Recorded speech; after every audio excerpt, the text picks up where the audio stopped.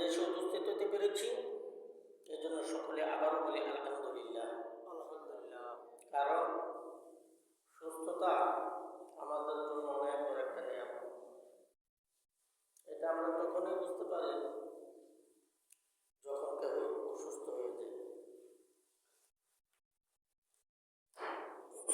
সম্মানিত হাজির, আমরা আজকে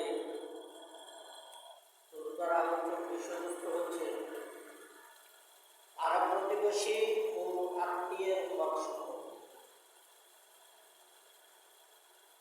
আরব প্রতিবেশী ও আত্মীয়ের হক সম্পর্কে কোরআন ও হাদিসের উদ্ধৃতি তুলে ধরে দুই একটি কথা আলোচনা করার জন্য চেষ্টা করব ইনশাআল্লাহ। মহান আল্লাহ রাব্বুল ইজ্জত আমাদের করতে দেখাই যে পরিমাণ করব, এই জন্য সকলে বলি আমিন। সম্মানিত হাজির,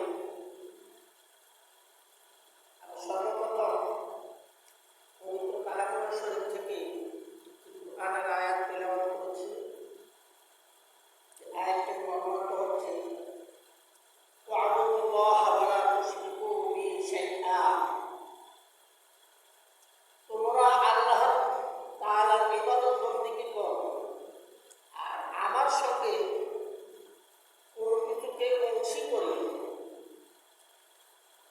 وبالوالدين إحسانا وبذي القربى واليتامى والمساكين, পিতামাতার সঙ্গে সদাচার ও অনুগ্রহ অবলম্বন এবং আত্মীয় ও ইয়াতীমগণ, নিঃস্বগণ, প্রতিবেশী আত্মীয়,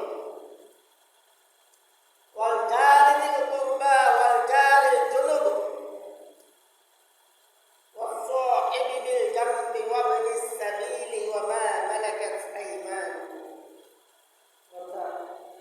প্রতিবেশী আত্মীয়, দূর আত্মীয়, পড়োশী, বন্ধু বান্ধব, পথিক ও দাসগণের সঙ্গেও ইহসান করিবে। তাদের সকলের প্রতি ইহসান করিবে। মুসলিম হইলে করিবে, অন্যথায় করিবে না, এমনটা কিন্তু বলা হয়। তাদের সকলের প্রতি, সে যে ধর্মেরই হোক, তাদের সকলের প্রতি ইহসান করিবে। আমাদের উচিত সে যে ধর্মেরই হোক তার প্রতি ইহসান করা।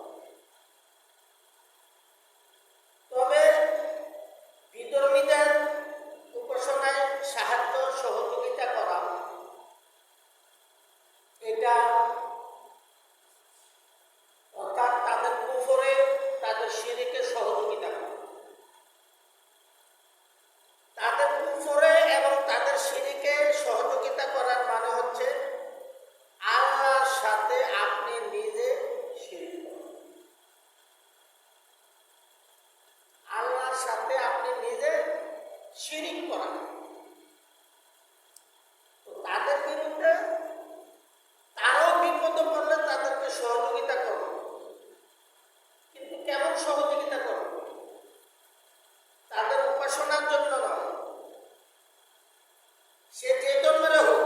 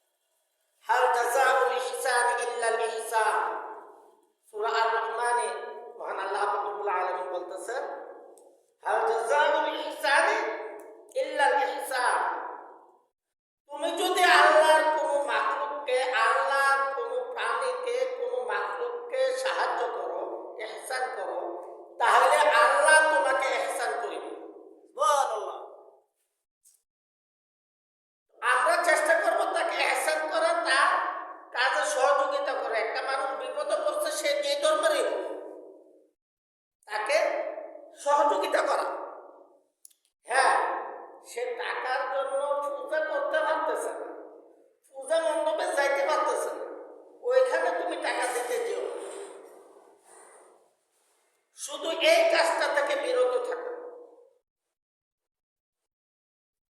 তার বাচ্চা অসুস্থ, হাসপাতাল নিয়ে গেছে, বাচ্চা অসুস্থ, চিকিৎসা করতে পারতেছে না, তার পরিবারের কেউ মারা গেছে, শ্রাদ্ধ খাওয়াইতে হবে, এমন যদি হয় তাহলে তাকে সহযোগিতা করো। কিন্তু তার উপাসনার কাজে, সে যে ইবাদত করবে, তার উপাসনার কাজে তোমার সহযোগিতা করো। এটা হচ্ছে আল্লাহর সাথে শিরিক করার জন্য আপনার সহযোগিতা করে। কারণ তার উপাসনাটা এটা শিরিক। তো শিরিক কাজে সহযোগিতা করলাম, অর্থাৎ নিজেও শিরিকের মধ্যে জড়িয়ে গেল। আল্লাহ রাব্বুল আলামিন পবিত্র কালামুল্লাহ শরীফে বলতেছেন, ইন্না শিরকা লাযুলমুন আযীম, নিশ্চয়ই যারা শিরিক করবে তাদের জন্য রয়েছে কঠিন থেকে কঠিনতম শাস্তি। যারা শিরিক করবে, যারা শিরিক করবে তারা যেন আল্লাহর বিরুদ্ধে জিহাদ ঘোষণা করে। তারা যেন আল্লাহর বিরুদ্ধে জিহাদ ঘোষণা করলো, যুদ্ধ ঘোষণা করলো। সমস্ত শিরিক কথা থেকে, সমস্ত শিরিক কাজ থেকে আমাদেরকে বিরত থাকতে হবে। এটা আমরা চেষ্টা করব।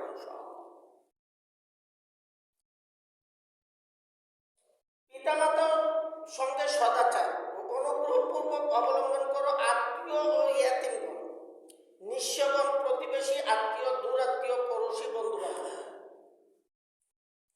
তাদের সকলের প্রতি ইহসান করা।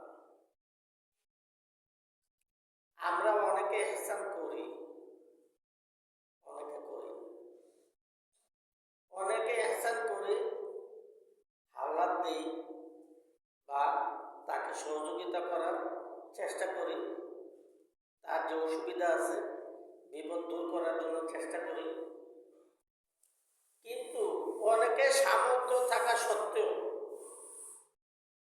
তাকে সহযোগিতা করতে পারবে শুধু টাকা দিয়ে নয়। অনেক সময় কথার প্রয়োজন হয়, দুইজন মানুষের প্রয়োজন হয়, একটু জায়গার প্রয়োজন হয়, এক গ্লাস পানির প্রয়োজন হয়, দুইটা কথার প্রয়োজন হয়।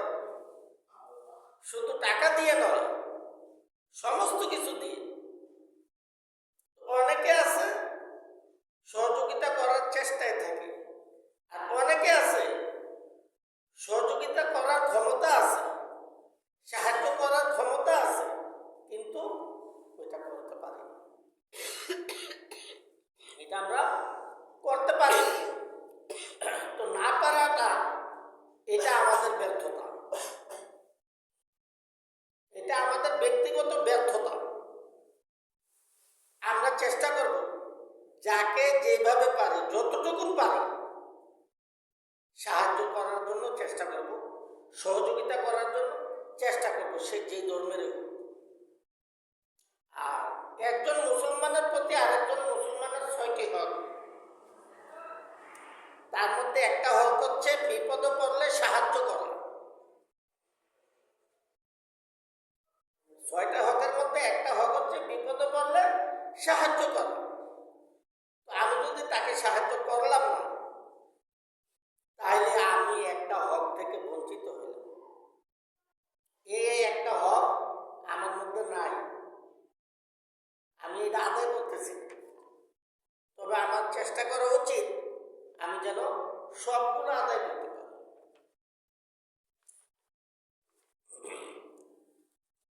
আমাদের পাড়া প্রতিবেশী অনেক হক রয়েছে।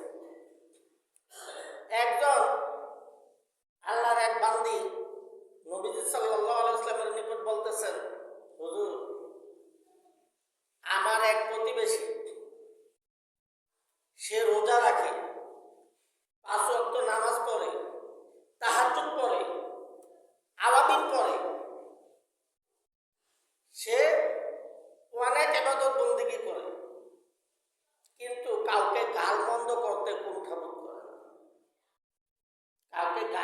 দ্বিধা করে না।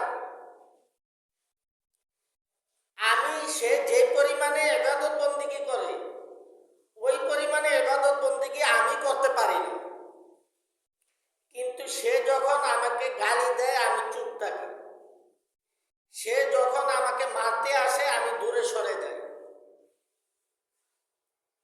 এখন আমি কি করতে পারি? নবীজি সাল্লাল্লাহু আলাইহি ওয়াসাল্লাম বললেন, সে যদি ইবাদত বন্দেগী যত পরিমাণেই করুক,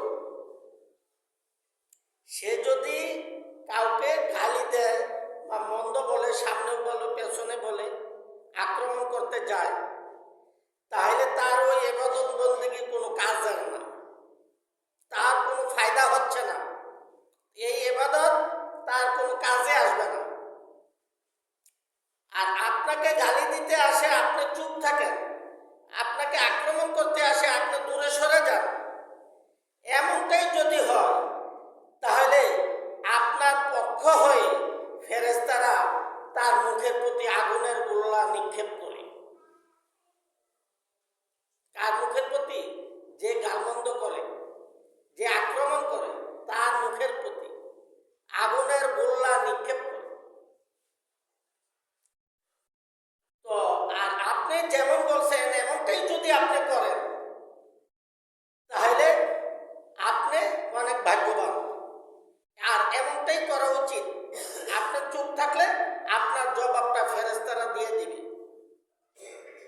ফেরেশতারা আপনার পক্ষ হয়ে আল্লাহর হুকুমে তার জবাব দিয়ে দিবে, আপনাকে জবাব দেওয়ার প্রয়োজন নেই। কিন্তু আজকে আমরা কোথায় আছি?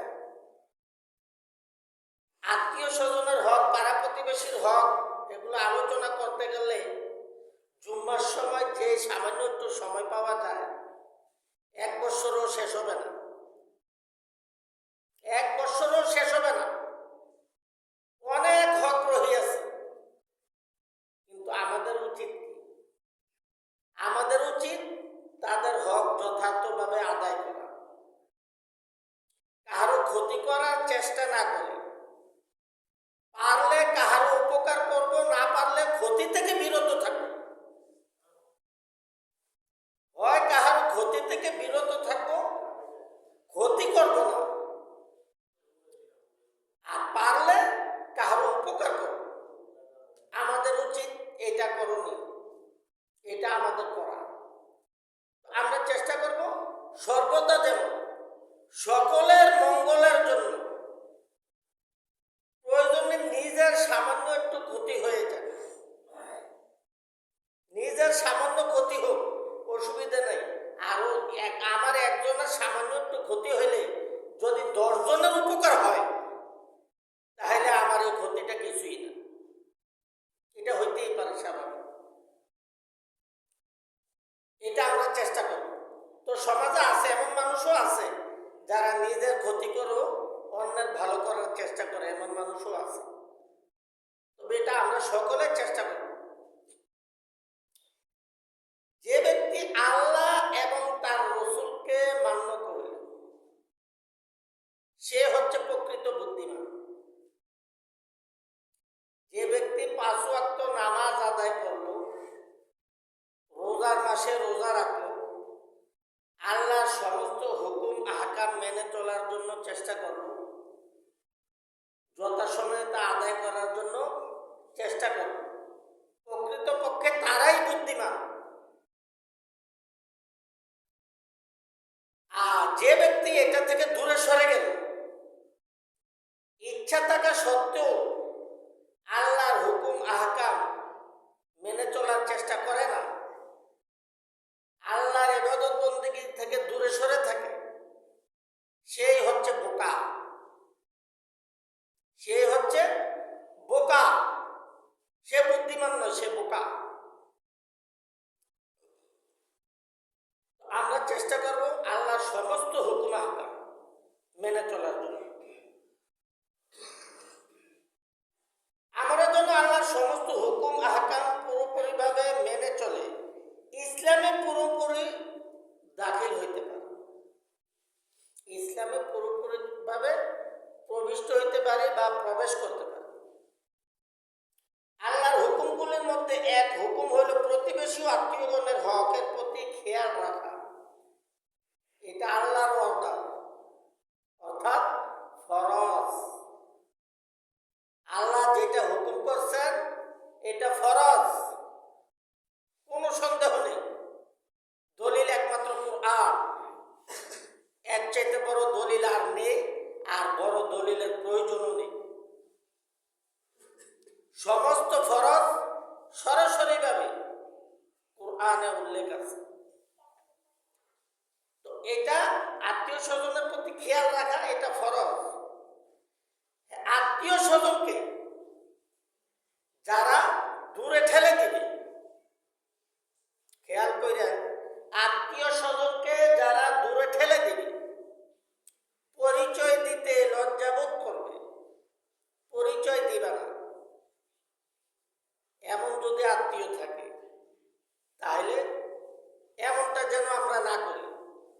আর এমনটা যদি কেউ করে থাকে, তাহলে এটার শাস্তি দুনিয়াতে আল্লাহ কিছু দেখাইয়া নেব। এটা যে কি পরিমাণ শাস্তি, দুনিয়াতে আল্লাহ কিছু দেখাইয়া নিব। আল্লাহ আমাদেরকে তার থেকে দূরে থাকার তৌফিক দান করুন। এর জন্য সকলে বলি আমিন।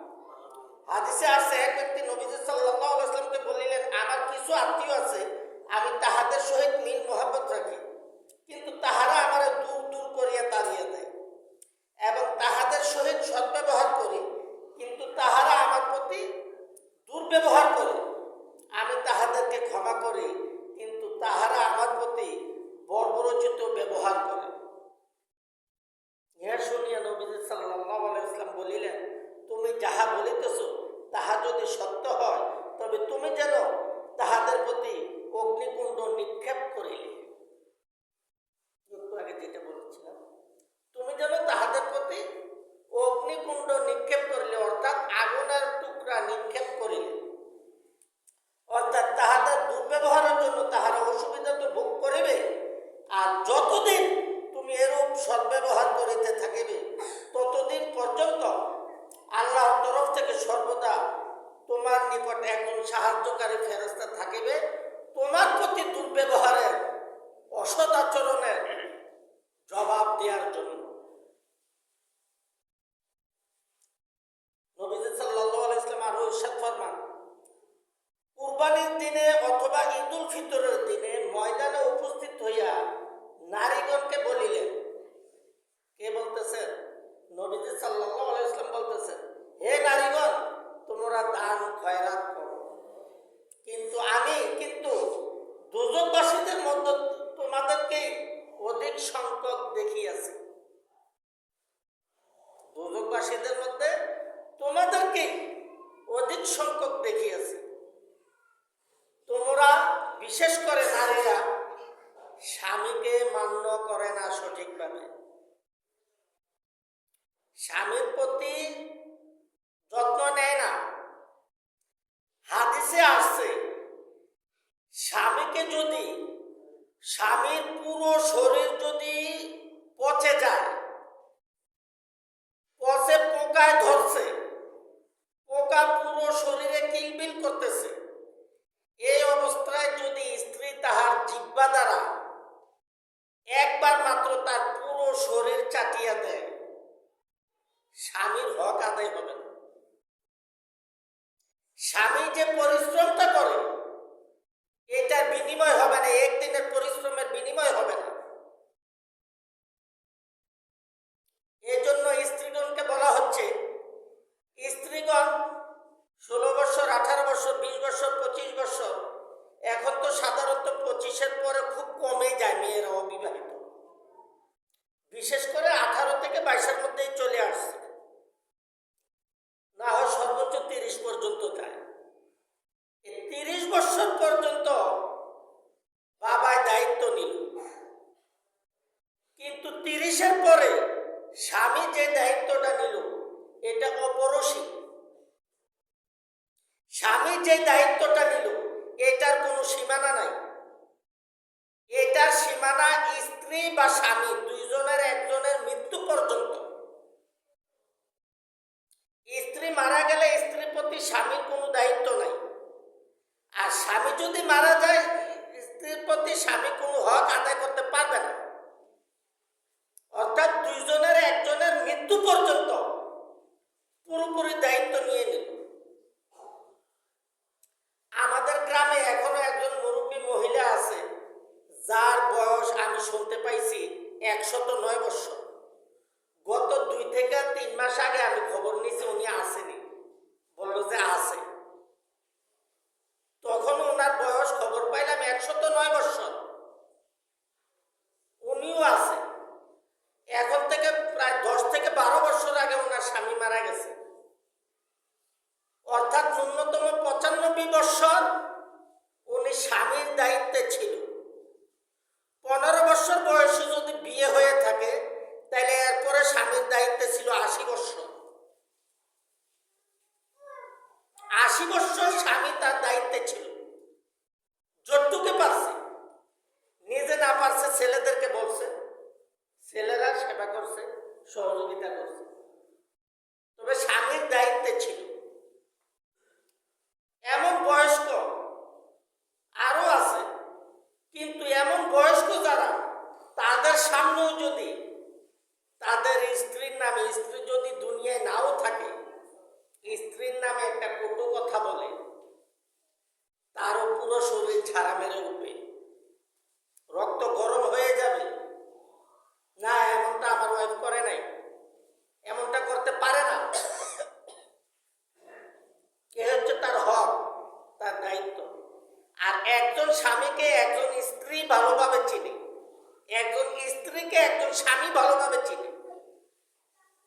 তবে স্বামী চিনতে অনেক সময় ভুল করে, কিন্তু স্ত্রী চিনতে এতটা ভুল করে না। কারণ স্ত্রী সব সময় স্বামীকে নজরদারি করে, স্বামী ওইটা পারে না। হ্যাঁ, আপনি আজকে বাড়িতে গিয়ে বলেন আমাকে, আমি আজকে কসবা গেছিলাম, আড়াইবারে গেছিলাম, আড়াইবারে রিক্সা বুঝুরে আমার ফিরারের দায়িত্ব দিয়ে দিছে। গিয়ে ঘরে ওয়াইফের কাছে বলেন, বললে দেখেন আপনাকে কি বলে, দেখতে পারেন আপনাকে কি বলে। কিন্তু নবীজি সাল্লাল্লাহু আলাইহি ওয়াসাল্লাম যখন নবুয়তি পাইছেন, উনি ঘরে আসলেন দৌড়াইয়া, আয়েশা বললেন, হে খাদিজা, কাঁথা কি আছে আমাকে তাড়াতাড়ি দাও, কয়েকটা কাঁথা দাও, আমাকে চাপা দিয়ে ধরো, আমি খুব ভয়ের মধ্যে আছি, আমি খুব পেরেশানিতে আছি। তখন মা খাদিজাতুল কুবরা রাদিয়াল্লাহু তাআলা আনহা বলতেছেন, হুজুর আপনি ভয় পাবেন না, আপনার ভয়ের কোনো কারণ নাই। আপনার দ্বারা এই দুনিয়ার কোনো প্রাণীর কোনো ক্ষতি হওয়ার সম্ভাবনা নাই। আপনি দুনিয়ার কোনো মাখলুকের কোনো ক্ষতি করেন নাই। আপনাকে বিধর্মীরা আলামিন উপাধিতে ভূষিত করেছে। আপনাকে ভালোবেসে আল্লাহ পাক রব্বুল আলামিন দুনিয়ায় পাঠাইয়াছে। আপনি ভয় পাবেন না, আপনার ভয়ের কোনো কারণ নেই। নবীজি সাল্লাল্লাহু আলাইহি ওয়াসাল্লাম বললেন, আমি নবুয়ত লাভ করেছি, অর্থাৎ নবুয়তি প্রকাশ করা। এখানে নবুয়ত লাভ করেছি বলাটা হচ্ছে নবুয়তি প্রকাশ করা। আমি নবুয়ত লাভ করেছি। মা খাদিজাতুল কুবরা রাদিয়াল্লাহু তাআলা আনহা তাড়াতাড়ি বললেন, কোনো দেরি না করে সাথে সাথেই বলে ফেললেন, আমি বিশ্বাস করিয়াছি। কোনো দেরি করলেন না, এক কথাই বললেন, আমি বিশ্বাস করিয়াছি আপনি নবুয়তি পেয়েছেন। আর এমনটা আপনি এমন কিছু একজন হবেন, এমনটা আমি আশাবাদী ছিলাম আপনার আচরণে, আপনার চালচলনে। কারণ দুনিয়াতে আপনিই একজন মানব, আপনি এমন একজন মানব, আপনি যে মানব রাস্তা দিয়ে হাঁটলে আকাশের মেঘ আপনাকে ছায়া দান করে। আপনি এমন একজন মানব, আপনার সামনে কোনো প্রাণী হেঁটে যেতে রাজি না। আপনার অধীনস্থ ব্যক্তিগুলো আপনার সামনে হেঁটে যেতে রাজি না, এটা আমি নিজ চোখে দেখেছি। আর যার মধ্যে বিশ্বস্ততা আছে, আমি আপনার মধ্যে যে পরিমাণ বিশ্বস্ততা দেখেছি, এমনটা আমি কাহার প্রতি দেখি নাই। আমি এই জন্যই আপনার সাথে ঘোষণা করেছি যে আপনাকে আল্লাহ নবুয়তি দান করেছে, আমি বিশ্বাস করেছি। আর আপনার এমন কিছু আশা করে আমি আপনাকে বিবাহ করেছি, এমন কিছু আশা করে, আপনার চাল চলন, আচার আচরণ, আচার ব্যবহার সবকিছু দেখে। একজন মহিলা পারে একজন স্বামীকে চোখে চোখে রাখার জন্য, কিন্তু একজন স্বামী তা পারে না। আমরা থাকি কর্মব্যস্ততায়, কর্মের চিন্তায়, জীবিকা নির্বাহের চিন্তায়। আলোচনা অনেক দীর্ঘায়িত হয়ে গেছে। বিশেষ করে এই যে পাড়া প্রতিবেশীর প্রতি আমাদের অনেক দায়িত্ব আছে ইনশাল্লাহ। আমরা আজকে যা আলোচনা করা হয়েছে আগামী জুম্মায় এরপর থেকে আলোচনা করার জন্য চেষ্টা করবো ইনশাআল্লাহ। আল্লাহ পাক রব্বুল ইজ্জত আমাকে ওই পর্যন্ত নেক হায়াতুত তাইয়্যিবা দান করুক। এই জন্য সকলে বলি আমিন। যারা সুন্নত পড়ে নাই সুন্নত পড়ে।